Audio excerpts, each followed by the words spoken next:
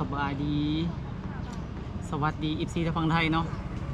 เอฟซีทางฝั่งไทยเพิ่นพาเงินมาให้น้องเจ็กเนาะน้องเจ็ก300,000เนาะทุกคนเนาะก็จะมอบให้น้องเจ็กเลยเนาะทุกคนเนาะเพิ่นพามาคิดหลายเพิ่นว่าเนาะคุณยายใจะดีเพิ่นพาเงินมาให้น้อง300,000เด้อเข้าใจหลายๆเด้อ ตั้งใจไซส์ให้ดี เพิ่นเห็นน้องว่าโอ้สอบเก่งเพิ่นว่าผ่านได้ที่1เลยว่าโอ้เพิ่นละดีใจเด้เพิ่นเลยว่าภาคเอามาให้น้องซื้อขนมกินว่าน้ำใจเฮาสิ่งผ่าน ยังบริบีไปให้รางวัลซะ โอ้เข้าใจเด้อเข้าใจหลายๆแล้วก็อย่างว่าเพิ่นก็ยังเอาคงจักแต่ว่าขอบใจหลายๆเนาะเพิ่นอยากจะดีทางฝั่งไทยเพิ่นเอาเงินให้น้องซื้อขนมอะไรเฮาเอามาขายเลขโดนแล้วบ่ออกมากินนี่ อ๋อเอามากินนี่บ่เลยงานกินนี่เลยแล้วพอดีไอ้มาอ๋อพอดีมาฮอดเนาะมาขายบอนเก่าเนาะบอนเก่าเข้มคู่ว่าน้ำยมขัวน้ำยมภาคขึ้นไปแล้วห้องอันยมราชเหนือครับพี่ยมราชใต้โอ้ดูเข้มทางเลยเข้มทางเลยทุกคนเนาะใส่กันมาหลายคน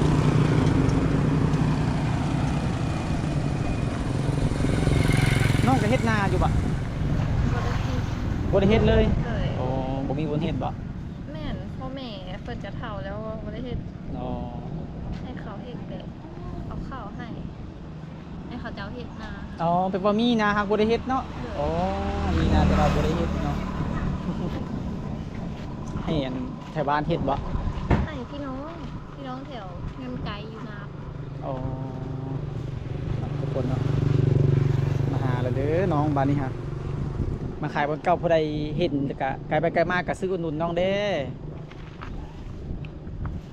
ถ้ามือนี้เลยอย่างนี้เนาะมันมีปัญหาอยู่บ่ปัญหาแบบเป็นเขียนมามีอยู่บ่โอ้อ่านสุพังให้ดูค่ะเดี๋ยวเบิ่งก่อน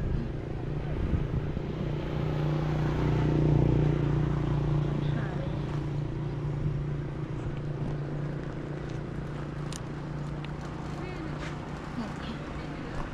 ปัญหานี่บ่โอ้ เดี๋ยวอ่านเหรออ่านให้พังได้สั่งลมพัดตองใบตองฮักเป็นเล้าซัดหัวงามไปตามป่าหญ้าคำมาตากินไก่ตลาดย่างไปเป็นหมู่ให้เอาน้ำขุ่นจบแล้วค่ะ อ่านยากสิเอาหยังบาดไปตามนั่นคันมาเปนั้นไปตามมันนี่จะว่ามันหยังจะว่าเอาไปตามน้ำคันไปตามแบบเพิ่นเขียนเอียนไปตามน้ำขุ่นว่าเนาะแม่เอาบนไปตามขี้ตกตามขุ่นเนาะไปตามป่าเนี่ยไปตามน้ำขุ่นเนาะเอียนเลยเพราะมันอยู่น้ำขี้ตกเดาเนาะเดาเล็กเอียนวะเนาะเดาเดี๋ยวมันคือถึกเลขข่อยก็ยังบ่สุดทึกเลยข้าวขายเลขมา2-3 ปีกับมือคือซื้อน้องก็ซื้ออยู่บ่ทุกมืออ๋อซื้อมือได้มีแต่คนถึกเลข400 ล้านเขาทึกอยู่ใส่ยุ่งในเมืองยมราชอยู่ในมือวานมาซื้อกับ2 ตื้ออ๋อถึกหลายแท้อ๋อถึกหลายอีหลีเนาะคนอยู่เมืองนี่เราบ่ถึกถึกหลายแต่บ่แม่นเขา น้องก็เคยซุ่มอยู่บ่ซุ่มตลอดเลยยังบ่มาอยู่เนาะอ๋อมาเหลือโตยังบ่ได้ส่งแบบอ๋อมาวันนี้มาเสี่ยงจักพ่อจักโตเล็กเด็ดเด็ดอย่างเด็ดเนาะเ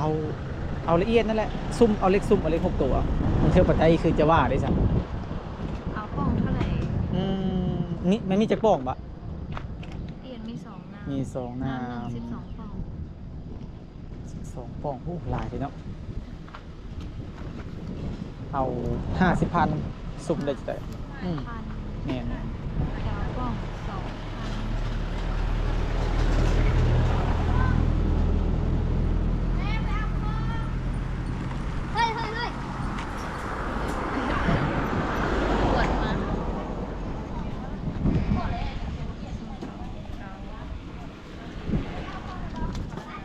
เรียบร้อยเนาะ ยังบ่ฮอด50เลย อ๋อ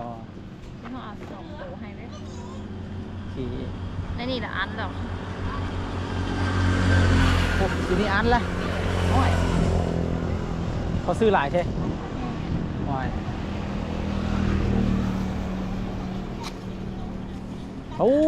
แต่ยาวทุกคนแต่ยาวขนาดเลยมือนี้หมานอยู่บ่เนาะ หมานอยู่บ่เป็นเท่าไหร่ 50,000 เป็น50,000มาวันนี้มาอุดหนุนน้องสาวคนได้บ้านนี้เล็ก ซื้อเลขบ่พันดีบ่อีแม่ บ่ฮู้เลยเฮา บ่ฮู้เลยบ่ฮู้เลยเนาะ ซื้อเลขจังเจ้าซื้อ เลขเอี้ยนแม่เลขเอี้ยนน้องสาวคนอ่านกินบุตรขี้ตุ่มลงขี้ตุ่มอืม และเจ้าซื้อและ ซื้อแล้วแม่โอ้ยเฮ็ด กองเท่าใดเจ้าซื้อ ยังบ่ฮู้น้องใส่ป้องเท่าใดสิซุ่มเท่าใด แล้วเป็น 800 ล้าน โอ้ได้หลายแท้ ทำไหนได้ แม่ โอ้ยของเลยอันนี้เล็กจัง โอ้ยลืมเลยดิเนาะอ้าว บ่ได้ผิดบ่ได้เงินไหน มื้อนี้เฮาขายยังมื้อนี้ บ่ได้ขายหยัง บ่ได้ขายหยังเลยโอ้เลขก็บ่ถูกซ้ำ อันหลาย แล้ว เอาอะไรหยังมื้อไหน มื้อนั้นบ่โอ้เลยหยังเด้ถามเอ้ยเนาะฮะเอาเลยหยัง มื้อนั้นเอาเลยหยังมองเอ้ยมื้อนั้นเอาเลยหยังมึงเรามานำหมู่แล้วนะ ชื่อผมก็ บ่ชื่อมันโดดแล้วเนาะ สิขึ้นหัวภูอีกบ่นี่ แม่นขึ้นโถผู้เลยอุ้ยสองสาวอีกผู้นี้จะซื้อสาวหยังผู้นี้ นิ้ม น้องนิ่มเอ้ยน้องนิ่มกินนมเล็กตะซอย เจ้าได้จ้ะเจ้าได้ซื้อหยังเจ้า สึกพาสือ อืม ใส่ น้องๆนะฮะเนาะไอ้กับก็เด้อเอาบายบายเด้ เดินทางปลอดภัยเด้อ